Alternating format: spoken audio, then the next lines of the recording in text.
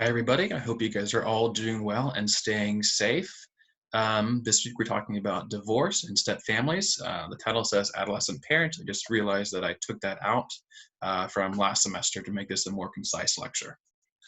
So with that said, I want to say that I recognize this is a topic that affects many people, and that on average about half of first marriages do end in divorce. So there's a very good chance that many of you watching this might have experienced divorce of your own parents growing up, and that could be something you see as a good thing or a bad thing or just something that happened. Reactions to divorce can vary quite a bit across people, as you hopefully saw in the readings. But just want to let you know I am cognizant of the fact that this is a topic that has touched many people, and they might have their own experiences or reactions to divorce. So you might hear some things that make sense to you and think that was what my experience is, and you might also hear some things and say that doesn't really make sense to me. That wasn't what my experience is, and that is perfectly fine. Humans are very complex creatures, and statistics are just statistics. They may or may not apply to you. Let's get started. Here we go. The first thing I'm going to talk about are common reasons people cite for divorce. The number one reason people say is communication problems.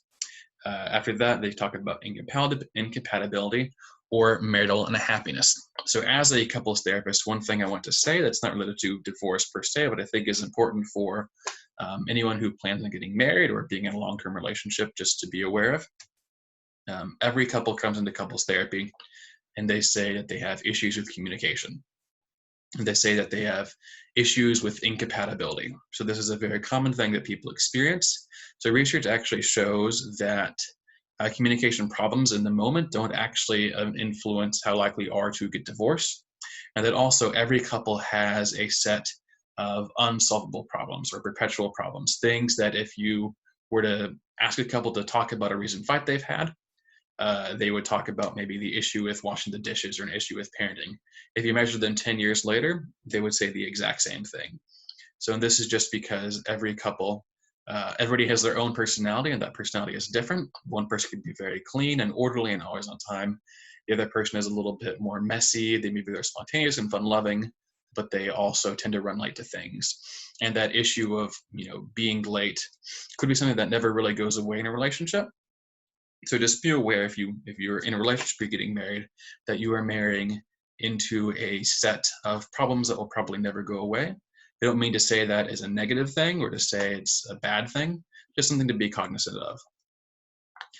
So moving on, women are more likely to initiate the divorce process than men are, and they often cite concerns with their partner or concerns with emotional or behavioral problems as why they divorce, whereas men are more likely to cite interpersonal stresses as the reason for divorce. And another point to bring about as a couples therapist, men say that complaining or fault finding is one of the stresses they have in a relationship and might be a reason why they divorce. And so this touches on another almost ubiquitous experience in relationships, which is the idea of a pursuer and a withdrawer. And it typically is, although not always, men who withdraw and women who pursue. So what this looks like in an unhappy relationship can be that one partner is pursuing, they're seeking closeness or connection, or they're seeking to have a conversation and talk about something if it's a problem. The other partner withdraws and kind of pulls away. And so what often happens is that the more one partner pulls away, the more the other partner, will say the woman, the more the woman starts saying, you're not getting this, you're not hearing me, I need to talk about this even more. And it comes off as being critical. And the other partner says, I just need my space, we need to back off, and they start withdrawing more. But the more they withdraw, the more their partner becomes critical. But the more that partner becomes critical, where the other partner says, oh my gosh, you're just really overblowing it, like this is way too much, the more they withdraw. So this is a really common pattern that every couple has. If you're in a relationship, you might even notice that you seek closeness and your partner withdraws, and that might switch as well. You might notice that you tend to be the one always seeking closeness. Every couple has some kind of dynamic along those lines, but if it gets unchecked, it can kind of lead to a negative cycle of pursuing and withdrawing and criticizing and withdrawing. Okay. So like I said, about half of marriages end in divorce, but a lot of factors influence whether or not somebody is likely to get divorced. So one is getting married early, as well as having a lower education. Those two can go hand in hand. The older you are, the more likely you are to have a higher education. who have finished college or gone to college. That said, part of the reason could be that your brain doesn't finish developing until you're about 25, 26 years old. So you don't really know who you are fully until you are a little bit older. Education is often related to job stability and also financial security, and finances can be a huge stress for any couple. If you came from a divorced family yourself, you are somewhat more likely to also go through a divorce, but it's certainly not inevitable. I also know from personal experience of friends, that is, that some people, their parents had bad divorces, and so they don't want to get divorced. So they actually, despite being in a long-term committed relationship, never end up getting married themselves out of that fear. The risk of a higher divorce is not that much higher, though. Some research shows that cohabitating before marriage may be a risk factor for divorce. And heads up, this is going to be one of the questions on the at the end of the lecture that I have. So the question is going to be about, is cohabitating a causal relationship to divorce? Is it that, if you move in together before you get married, that causes you to be more likely to get divorced? So some researchers say no, it probably doesn't, because there are what we call confounding variables. So people who tend to cohabitate tend to also be younger and also be less educated. And so it could be that it's not the actual moving in that is causing you to get divorced, but it could be that they tend to be younger, tend to be less educated as well. A third thing cited is that people who cohabitate sometimes do it sneakily, where they don't have an explicit conversation saying, hey, let's move in together, but instead just slowly moving things in, slowly staying over more often for a longer period of time, until eventually you're living together, but never actually had a conversation about it. Okay, we're going to switch into talking about the divorce process. So like a lot of things in life, this is a process. Ebbs and flows, has a lot of ups and downs to it. People can go through feeling very strong emotions. I worked with a young lady who was getting divorced, and she would go through feelings of the intense love, and then they're really close to her partner and wishing they could be together and romanticizing the relationship, thinking everything is perfect, and then swinging to thinking that the person was awful and was really glad the relationship's over, and then feeling sad and feeling lonely. So somewhat like people talk about the stages of grief, there's a similar kind of process that can go along through with divorce as well. People can also feel guilty, feel that they might have failed in their marriage and feel like a failure and think there's something wrong with them, or feeling ashamed as well about that process. It's a very common feeling. It doesn't mean that you are right in feeling it. Sometimes getting divorced is the best thing you could do, but it's a very common emotion to experience. When there are kids involved, it's important to try to get past the intense anger, or if you're experiencing it, not to put that on your kids with it. And we'll talk about that in some of the next slides. So some tips on how to cope with divorce when you are parenting. So the first thing is accept that you have feelings that can be contradictory or conflicting about divorce, and feel comfortable talking about your feelings. So what I want to stress is it's important to model this in a healthy way. If your child comes to you and says, what's wrong? What's going on with you? You can talk about what you're feeling, but in a way that is age appropriate, in a way that doesn't, burden the child with your own feelings, but just normalizes that it's okay to have different feelings. It's okay to feel sad. It's okay to feel angry, but that doesn't mean that you can act out on it in a certain way. Another thing is staying neutral, not responding to provocation. So often your spouse can make you angry. This is one of those things where you can't control what your partner does. You can only control what you do. When I used to teach a class on parenting after divorce, one of the quotes we used was that you can't change the direction of the wind, but you can adjust your sail. So you can change what you do about it and how you change with it. And one of the things is by having a business-like relationship with your former spouse. Focus on the most important issue, which would be your children. Letting those other things kind of slide, of saying, choosing your battles, just like you might with an adolescent, doing the same thing with your former spouse. What is worth having a battle about? And then staying along those lines, it's also recognizing that, as my mom likes to say, it takes two to tango. So thinking through, don't blame your spouse for everything in the relationship, but what are things you might have brought to it that could have been a contributing factor as well. So examining your own process in it. Then lastly, having appropriate boundaries with your former spouse.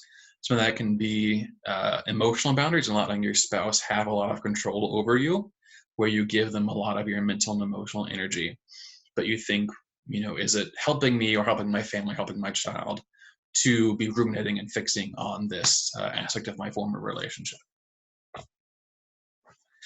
So switching to the child experience of divorce, going from the parent experience and coping with it, is to the child experience. The child experience can vary quite a bit depending on a lot of factors. So if there's a lot of conflict in the relationship, then the divorce could actually have a lot of positive outcomes for the child because they are not stuck in the middle of some really heated conflict.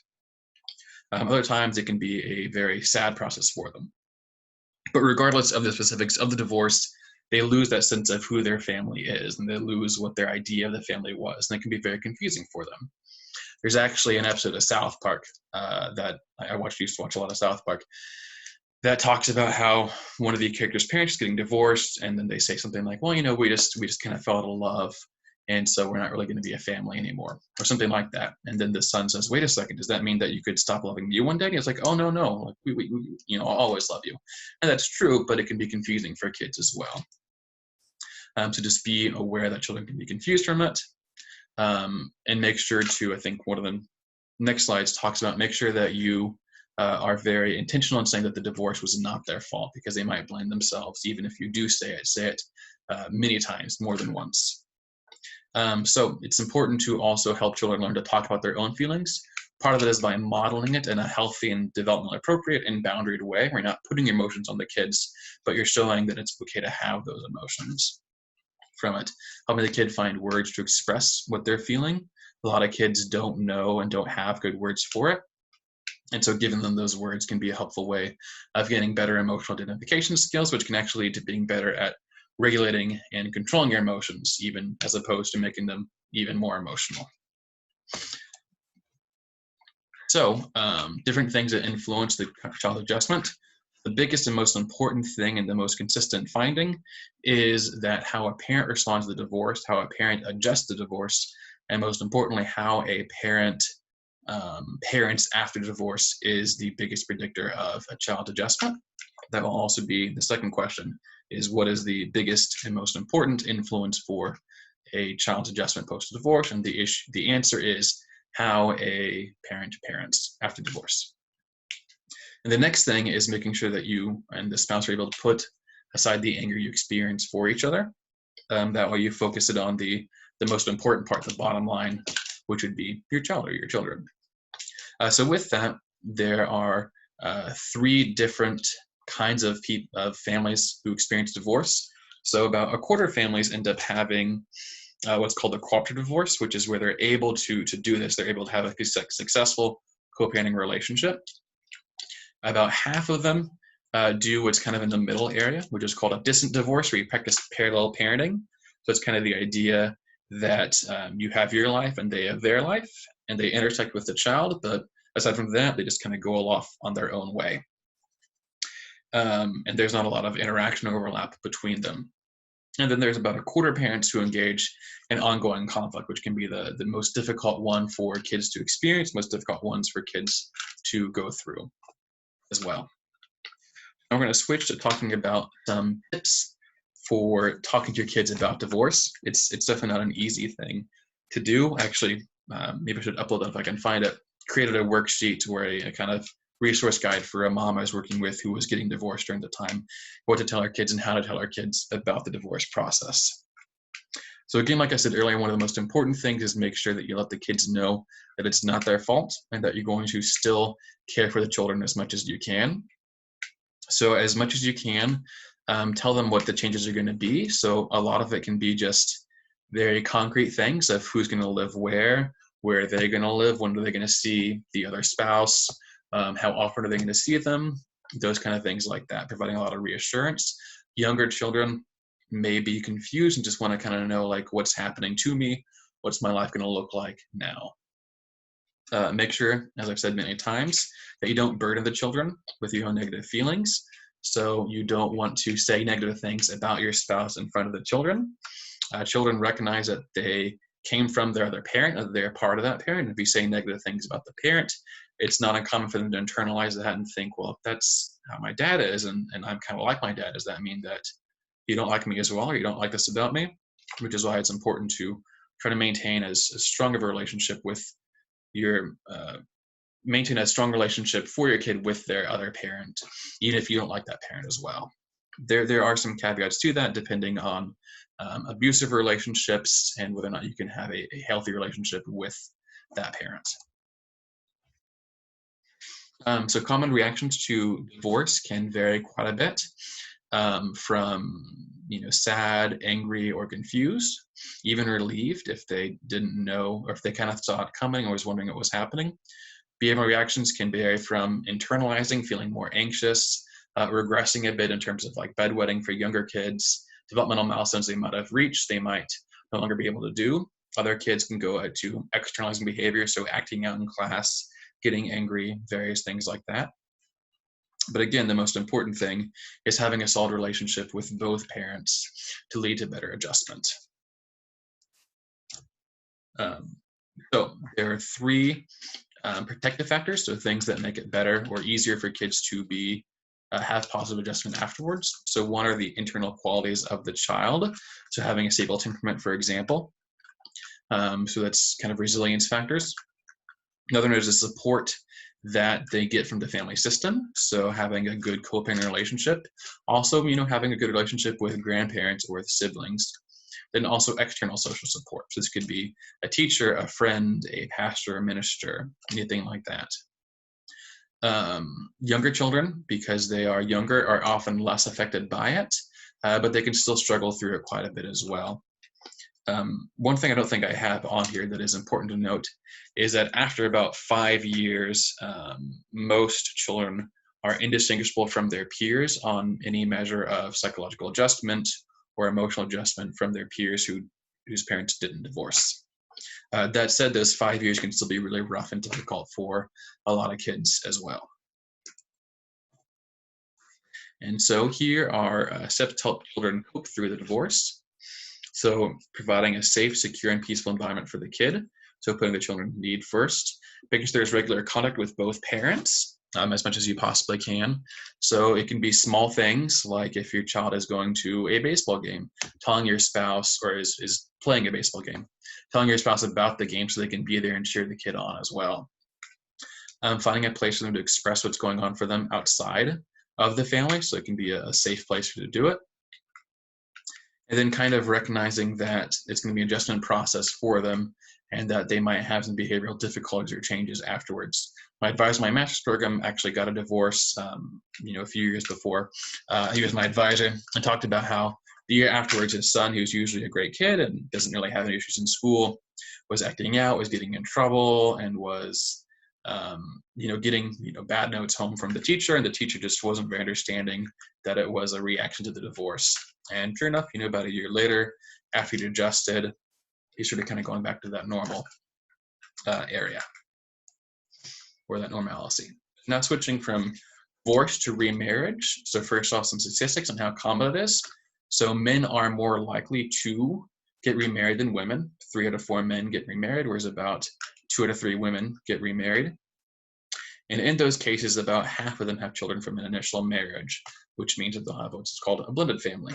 So there are many benefits to remarriage. So being a single parent or being divorced obviously can be very lonely. And so having a remarriage can lead to having emotional closeness, having intimacy, having sexual relationships again, and being and that. Then also having somebody to share caregiving and financial responsibilities, having a co-parent who can be there for you to help take care of the kids, and also having a double income potentially. So there are a lot of challenges that step families can face. One of the first ones is that a lot of step parents, they're coming in and they're now in this new relationship as a parent, but they don't have a long-standing emotional bond with the kids. And so they don't have that years of background of being there for them. And so they just get kind of dropped in and thrust into this new relationship that they're supposed to form, but can be challenging to do. And this can be difficult because the kids may feel ambivalent about the new family members, and they feel like you're saying this is supposed to be my sister or my brother or my stepfather, but who is this person? I don't really know them. I don't necessarily like them. And they might also be sad about losing that original sense of who their family is as well. There's also no guidelines for being a step parent. There's not, a book that you can just go by called Step Parenting 101. Actually, for all I know, there might be a book called that. But it's this kind of difficult thing that happens when you're a step parent, or when you become a step parent. Sorry. So some common mistakes is trying to make sure that the parents or the alternate get along and form this new relationship. I've seen this several times in working with families when they're making a blended family, where they think you guys are now sisters, so you guys should be best friends and hang out all the time, when in reality were two people. They might have known each other from school or didn't know each other at all, and now they're suddenly being told that they're supposed to be best friends. That can actually kind of backfire and make things worse. Another one that I've seen commonly is the step parent starts to take into a discipline role instantly. That was something that I saw with a family that had 3 teenage daughters at the time, a couple of kids who were outside of the home, where the step parent, popped in and said, there's not a lot of discipline or structure in this family. I want to come in and make that discipline. And the mom was a little more lax and was like, well, we need more discipline, so go for it. But ended up building a lot of resentment from the children, the 2 teenage daughters, or 2 teenage twins and the other daughter, because they thought, who are you to tell us, what to do? You haven't been here this whole time. Why should we listen to you? Another thing is they think that it'll be perfectly easily, no problems. This family I'm talking about said, the daughters are 16 years old, shouldn't be an issue. We don't need to really talk about, what's going to happen. We all move in together. Even though they were teenagers and older girls, it would actually have been helpful to kind of have those kind of conversations with it. And so here we're going to, I think, end on 5 secrets to effective step parenting. And so the first one is defer to the biological parent. So if there's a conflict, it's always good to go back to what the biological parent says and to support their decisions for how they're going to raise them and how they're going to discipline them for it. You don't want to compete with your counterpart. So there's actually one student doing a really interesting resource this semester on how to have an effective co-parenting relationship with your new spouse's ex-spouse, something I actually hadn't seen before. So the one advice that I have here for that is you don't want to, outdo it. So for example, if you are the father, you don't want to try to be a better father than your stepchildren's biological father. Instead, you want to be, the best stepfather you can be, but recognize that you aren't replacing that fatherly role. That's a difficult line to balance. I remember working with a dad who has been there in his stepson's life since he was born, actually. And so he says, that is his father, and I can never, be his father in that sense, but I've still been there from him from day one. So even though that they've been together since the day the child was born, he still recognized the importance of trying to foster that relationship with the biological father as much as you can. Another thing is try to meet your child where they are and try to kind of get into their head in terms of what do they find interesting, what's something they like to do. That is especially important for making sure for discipline. It's hard to discipline somebody if you don't have that positive relationship with them. And so one of the first things is by showing interest in what they're interested in as well. And it's important to, you've jumped in, you want to, build a good relationship with your new children, but it's also important to make sure that your spouse can get one-on-one time with their kids as well and keep that relationship in that area bonded as much as possible. And then lastly, is you are a parent to these children. Even if you don't feel like you like the kids, it's still important to act lovingly towards them. Going back to one of the complexities of step parenting, if you don't have that long emotional bond with the kids the way that the biological parent does. And one of the reasons that's important is, as any parent could tell you, parenting is very difficult, and there are times when you don't feel like you like your own biological children. And that can be even more true if you're working with, or if you're step parenting, just because kids can get on your nerves, they can test your frustration, they can push your buttons, they can make you feel very frustrated or lose your patience. And so even if you are, feeling frustrated with the kids, it's still important to remember you're a parent and act lovingly towards them. So that said, that's all I have for today. That was kind of a brief, quick run through of the lecture and the topic we have. Last semester is much easier to kind of pause, go through things, and have people talk about their own experiences as much as they felt comfortable. That is, with this topic and what fits, what doesn't fit, what did they experience, what was helpful whenever their step parent came in, what wasn't helpful, how did their parents tell them about divorce, how did they wish they would have told them, what was bad, all those different things. Those are, I think, some of the most important parts of this lecture that we really couldn't get into, unfortunately. So that said, I hope you enjoyed it, and I will see you for the next lecture.